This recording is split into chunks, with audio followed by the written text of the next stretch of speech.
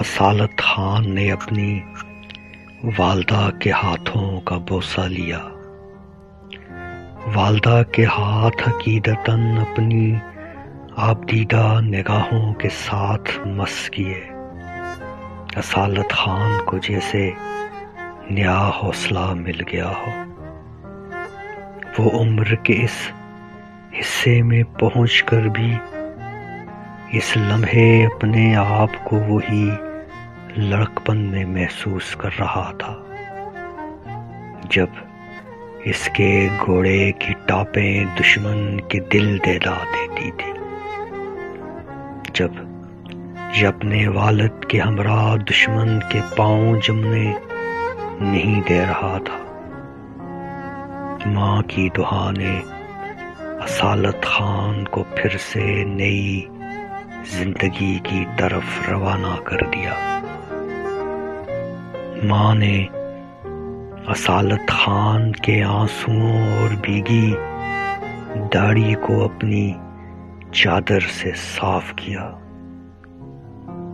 میرے لختے جگر، تم اس قوم کے وارث ہو جن کے آنسو دیکھنے کا ایک زمانہ خواہش مند تھا، لیکن وہ یہ حسرت لے کر اس دنیا سے رخصت ہوئے۔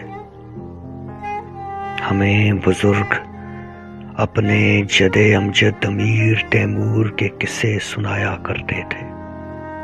جب جوان بیٹے کی لاش دیکھ کر کئی دن تک اس نے اپنے آپ کو کمرے تک محدود کر لیا تھا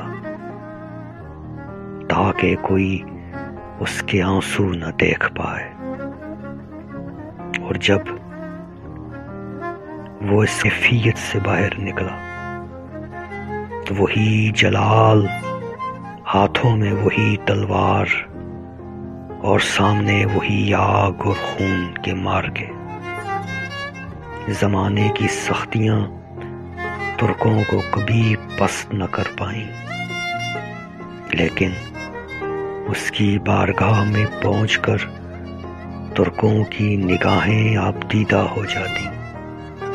تیرے یہ آنسو شان کریمی نے چن لیے ہیں۔ میرے لختے جگر، یاد ہے وہ وقت جب تم اپنے والد کے ہمراہ لوٹے تو تمہارا جسم زخموں سے چور تھا، جسم پر تلواروں اور نیزوں کے نشان تھے۔ میں نے تمہارے والد سالار اعظم عنایت خان کو کبھی اتنا بے بس اور مجبور نہیں دیکھا تھا۔ مجھے آج بھی اس کی اشک بہاتی نگاہیں یاد ہیں۔ جس مقام پر اپنے سپاہیوں کو آگے کیا جاتا ہے، عنایت خان نے اپنے شہزادے کو آگے کیا، اور ترک شہزادوں کی یہی روایت رہی ہے۔ کتنی بار تمہارے خون آلود چہرے کو دیکھ کر میری ممتا سے رہا نہیں گیا، لیکن میں کوئی عام خاتون تو نہیں تھی۔ سلطان عنایت کی عزت، ترک قبیلے کی آبرو، میری آنکھوں میں اشک میرے قبیلے کی تمام ماؤں کے حوصلے پست کر دیتے۔ جب ہمارے معالجوں نے تمہاری صحت پر مایوسی کا اظہار کیا تو عنایت خان گھر واپس نہیں لوٹا۔ دشمن پہ قہر بند کر ٹوٹ پڑا۔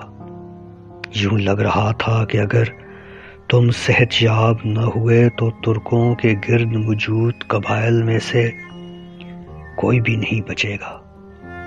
ارد گرد اس خبر نے کوہرام برپا کر دیا۔ سلطان عنایت کو اس طرح پہلے دشمن پہ ٹوٹتے کسی نے نہیں دیکھا تھا۔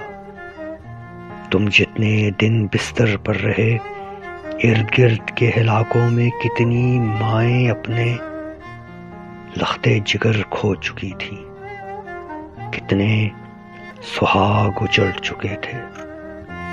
یوں لگ رہا تھا شاید ترک پھر سے ہندوستان پر وارد ہو گئے ہیں۔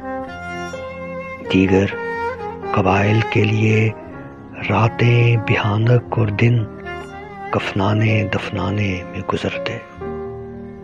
عنایت کہ پے در پے حملے یہ نوزائیدہ قبائل کہاں سہ پاتے۔ دشمن کے پاؤں میدان جنگ سے اکھڑ چکے تھے۔ ترک شہزادے کا خون اس سرزمین پہ باری تھا۔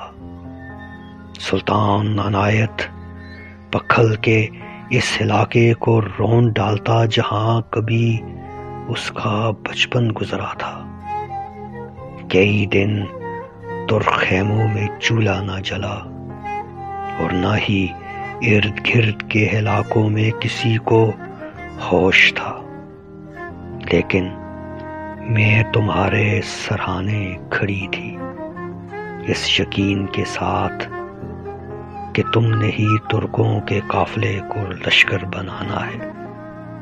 مجھے کئی سالوں سے اسی دن کا انتظار تھا، اور آج وہ دن، آج میرا وہ خواب تعبیر بن کر میرے سامنے کھڑا ہے۔